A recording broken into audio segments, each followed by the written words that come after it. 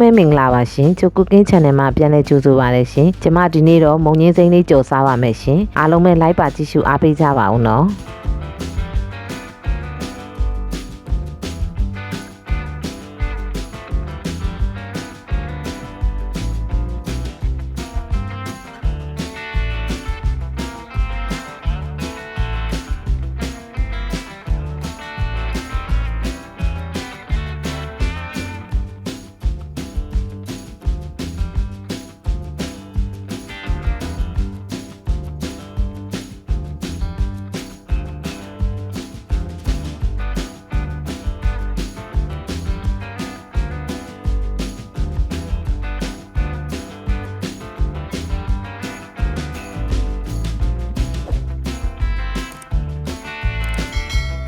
ဟုတ်ကဲ့အရင်ဦးဆုံးအိုးပူလာပြီဆိုရင်တော့ကျွန်မစီထည့်ပါမယ်နော်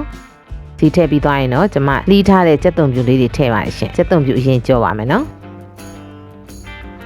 ဒီဟင်းလေးကတော့လွယ်လွယ်ကူကူပါပဲရှင်ဒါမဲ့လည်းside dish အနေနဲ့စားလို့ကောင်းပါတယ်နော်ကြက်သွန်လေးတွေနည်းနည်းရဲပြီဆိုတော့ကျွန်မကြက်ဥလေးထည့်လိုက်ပါတယ်ရှင်အဲ့မုံငင်းစိမ်းလေးကစားရတာနုနုညံ့ညံ့လေးနဲ့စားကောင်းပါတယ်ရှင်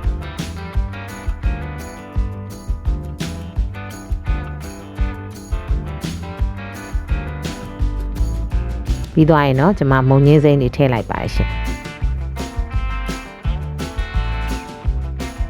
ပြီးရင်တော့မှွေပေးပါမယ်နော်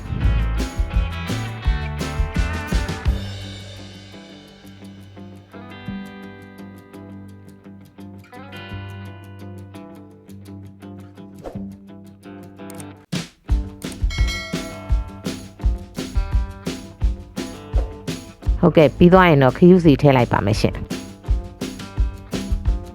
ပြီးရင်တော့တေချာလေးပေါ့နော်ခရူးစီလေးနဲ့နှံ့အောင်လို့မှွေပေးပါမယ်နော်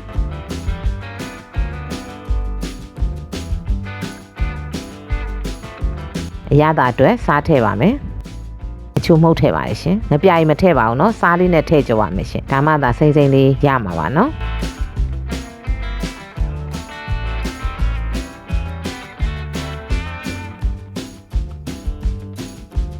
ပြီးရင်တော့အားလုံးပေါ့နော်တမအောင်မှွေပေးရပါမယ်ရှင်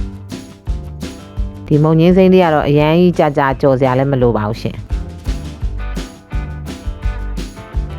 ချက်သွန်ပြူနဲ့လေးနဲ့ဆိုမှုမွေးကြံကြံလေးနဲ့ပေါ့နော်ခုဆိုရင်တော့ရေလေးနည်းနည်းရှိတဲ့အတွက်ကျမတို့ရေလေးကိုနည်းနည်းခန်းအောင်တည်ပေးရပါမယ်နော်အဲ့ဒီအတွက်ကျမတို့မုံငင်းစိမ်းလေးတွေကိုဘေးလေးတွေကိုခဏဖယ်ထားပြီးတော့ရေခန်းအောင်တည်ပါရရှင်ရေလေးခန်းသွားရင်တော့ပြန်ပြီးတော့အားလုံးပြန်မှွေပါမယ်နော်